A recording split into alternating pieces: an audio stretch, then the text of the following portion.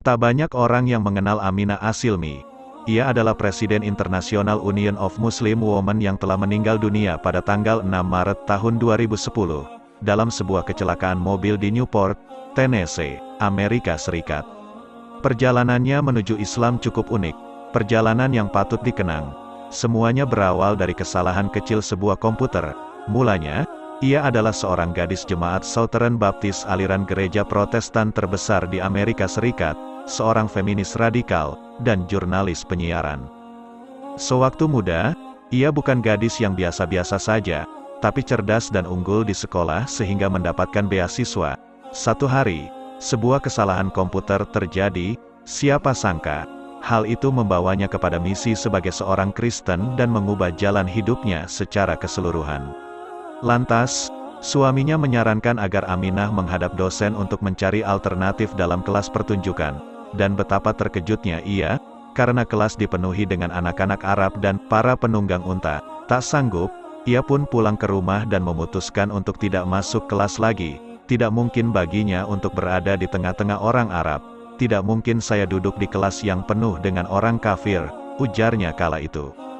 Suaminya coba menenangkannya dan mengatakan mungkin Tuhan punya suatu rencana di balik kejadian itu. Selama 2 hari Aminah mengurung diri untuk berpikir, hingga akhirnya ia berkesimpulan mungkin itu adalah petunjuk dari Tuhan, agar ia membimbing orang-orang Arab untuk memeluk Kristen. Jadilah ia memiliki misi yang harus ditunaikan.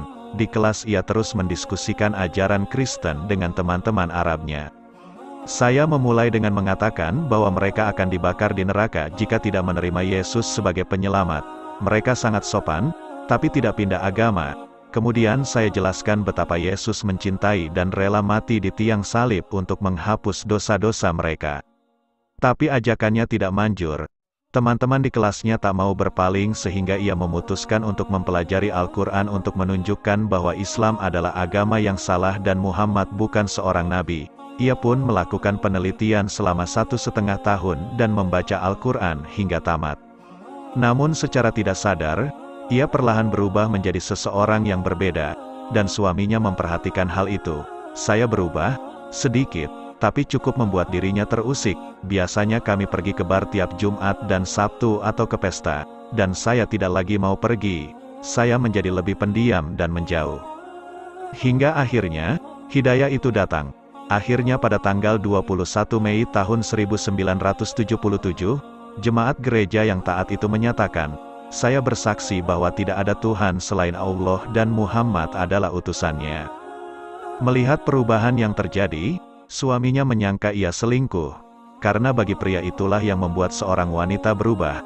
Puncaknya, ia diminta untuk meninggalkan rumah dan tinggal di apartemen yang berbeda. Ia terus mempelajari Islam, sambil tetap menjadi seorang Kristen yang taat. Perjalanan setelah mengucapkan 2 kalimat syahadat, seperti halnya mualaf lain, bukanlah perkara yang mudah. Aminah kehilangan segala yang dicintainya. Ia kehilangan hampir seluruh temannya.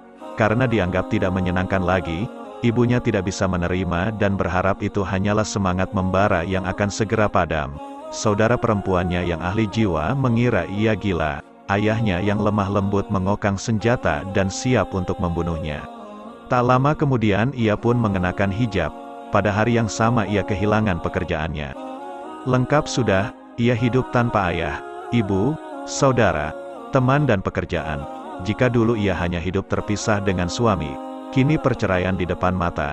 Di pengadilan ia harus membuat keputusan pahit dalam hidupnya. Melepaskan Islam dan tidak akan kehilangan hak asuh atas anaknya atau tetap memegang Islam dan harus meninggalkan anak-anak. Itu adalah 20 menit yang paling menyakitkan dalam hidup saya, kenangnya.